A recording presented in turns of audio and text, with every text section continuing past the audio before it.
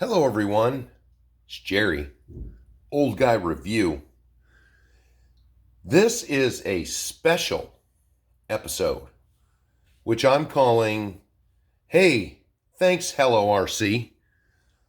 What, do you have a camera in my house that you can spy on me to figure out that I was catching up on all my projects? So I needed another one? But hey, thanks, Jason. For those of you who haven't been over to Hello RC's page or his channel, he just picked up a RC four-wheel drive Gelande 2 Anniversary Edition with a Land Rover body. This is the RC four-wheel drive Gelande 2 with the cruiser body, which, I'm a Toyota guy, so I had to get the truck when it came out. What I had not done was seen it next to any other trucks. So this body, unlike all their other ones, is huge. This has a shorter wheelbase than a Trailfinder 2, but meanwhile, it's huge. And just as an example, let's put it next to something that it should be closer in size to. An 84 4Runner, it's huge. It should be closer in size to the 4Runner than it is. But something else came up into my brain, and I had recently gotten another large scale body.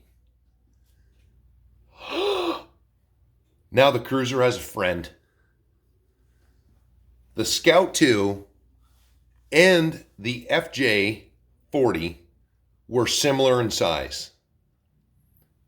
The FJ40 was taller. This one's taller. It's got smaller tires on it than the Scout. But meanwhile, the Scout has portals, bigger tires, but it's still the same width where it should be, height where it should be. I believe the Scout's a little bit longer in the Red Cat version than the real version, but two trucks, similar time period, perfectly sized. Now you might be saying, but what does that have to do with anything? Well, Jason started me thinking, and this truck has been on the shelf, has been out as testimony by the still muddy tires. The stock tires were a little smaller, so I put some old-fashioned Pro-Line flat irons on it, which were better scaled. Everything still works. I've put tons of modifications on this truck. Nothing really performance, all visual. So, I've got my setup going on behind me. I was going to show you guys how I do my dirty effect. And I've already done the wiper marks. So all the other detailing's done. If you look close, you can see all the body lines are done. It is ready to get dirtier than it already is. And I'll tell you, this is my preferred medium for dirt. Rust-Oleum, Krylon both make a flat, non-reflective camouflage paint. This one's earth brown. I'm trying the brown over the sand. The sand I use for more like, a muddy look. I'm going to try the flat or the earth brown just to get some grime look to it. And this here, if you want to take your truck and make it look completely different, some spray paint and your three best friends, Sharpies. Silver Sharpie, This is a generic Sharpie, but the tip is phenomenal. And if you're doing body lines, the fine tip Sharpie.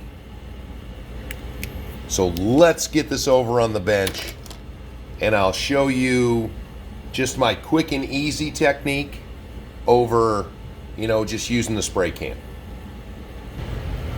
Okay, and here we go. So, right there, box fan, little round fan to work.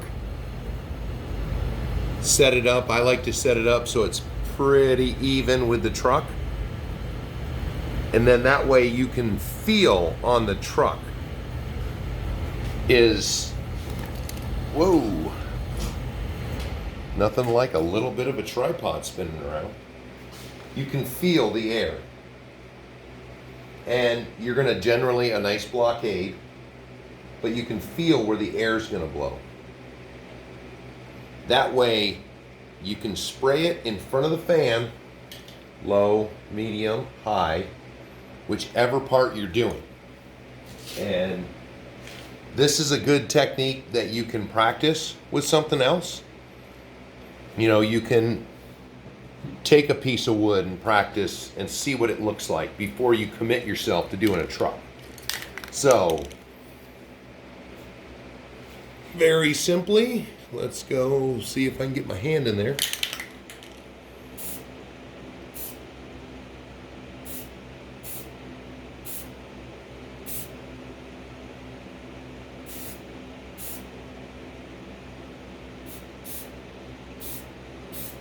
Now, you could do it with just the can, but I like to get up and see what it does. Let it blow on there naturally. So, let's see. It's tough to see. It's very thin. A little bit up there on the roof. Some on the windows.